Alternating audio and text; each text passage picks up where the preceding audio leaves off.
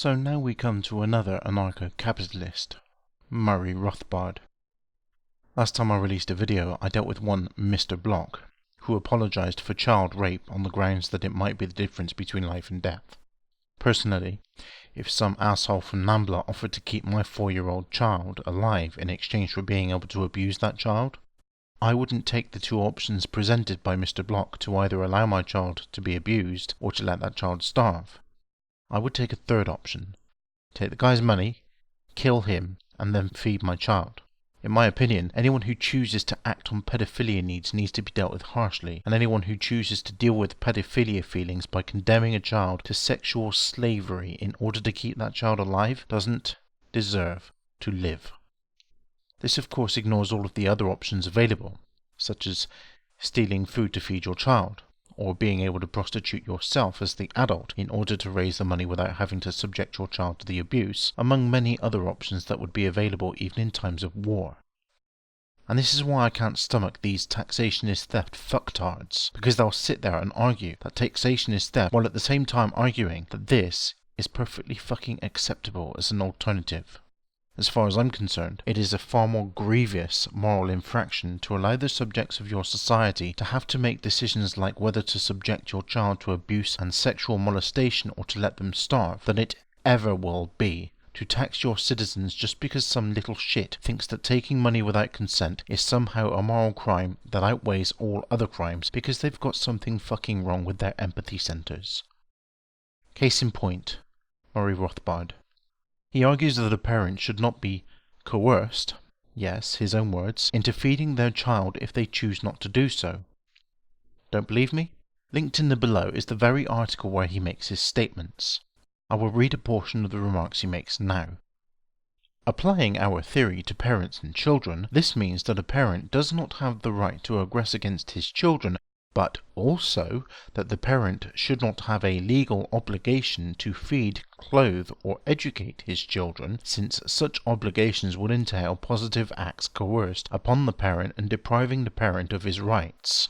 The parent, therefore, may not murder or mutilate his child, and the law properly outlaws a parent from doing so. But the parent should have the legal right not to feed the child, i.e., to allow it to die. The law therefore may not properly compel the parent to feed the child or to keep it alive. Again, whether or not a parent has a moral rather than a legally enforceable obligation to keep his child alive is a completely separate question. This rule allows us to solve such vexing questions as, should a parent have the right to allow a deformed baby to die, e.g. by not feeding it? The answer is, of course, yes, following a fortiori from the large right to allow any baby, whether deformed or not, to die, though as we shall see below in a libertarian society, the existence of a free baby market will bring such, quote, neglect, end quote, down to a minimum. So let's examine the salient points of this passage. Rothbard has directly argued that a parent should have no legal obligation to feed, clothe, or educate their child. This is the main thrust of his argument and cannot be denied or apologised for, although the Killianites on the YouTubes have tried to do so. Rothbard has specifically stated that the law has no right to compel a parent to feed the child or to keep it alive. Rothbard has specifically stated that whether there should be a moral obligation to feed and clothe your child is a completely separate question. Rothbard has specifically stated that he believes that a free baby market would bring such cases of starvation and neglect down to a minimum. Again, with the fucking economics and market forces terminology being brought in where it shouldn't be appropriate. Now here's where I have a problem. Bringing these cases down to a minimum is not enough. There should never be allowed to be a single case of starvation through neglect. Not one. Even one is too many. End of fucking story. Secondly, in this guy's crazy fucked up world, those parents who do end up neglecting their child such that it starves to death would not be held legally accountable for the death of their child. They would effectively be allowed to let their child starve to death and not have to face any legal consequences for that crime. And yes, as far as I am concerned, it is a fucking crime to let your child suffer in that fashion. Even children who grow up with their parents might have suffered extreme psychological stress due to their home life that they simply were not in a position to escape from. Which brings me to another point that Rothbard made in his little speech. If a child feels that they are at risk from starvation at the home of their parents, they can emancipate themselves and have someone else a homestead for them. There's just one little problem. Some children, in fact, I will go as far as to say most children, don't have the reasoning ability to recognize that they are in such a situation, and children are imprinted with a very strong desire to be loyal to and to obey their parents.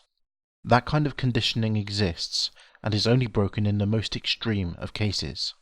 The likelihood that a child is going to break free from a situation in which their parent is not taking proper care of them is so remote in the best case scenario, and this is why such things as social services and child protection agencies are there to begin with, because children do not have the presence of mind to see the danger themselves. Neighbours might see it, but in this crazy fucking ideological world that these people propose, those neighbours would have no right whatsoever to do anything about it. They can try and talk to the child, or to the parent, but in the case of the child, again, that child might not have the presence of mind to do anything about it. If they're under 10, there's no way in fucking hell they'll ever be able to understand the danger they're in from simple neglect.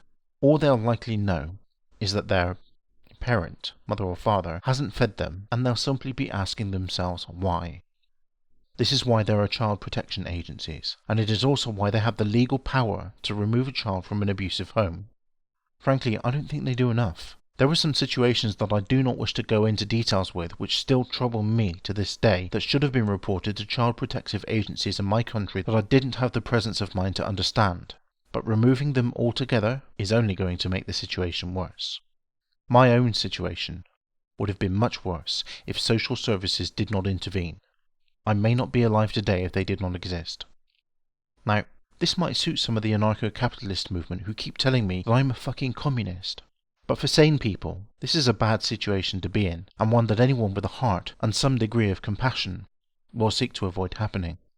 For Rothbard to argue that neglect should be allowed legally to happen is sickening. For these people to apologise for him is worse. I really have nothing else to say to these evil little fuckers. Thank you for listening.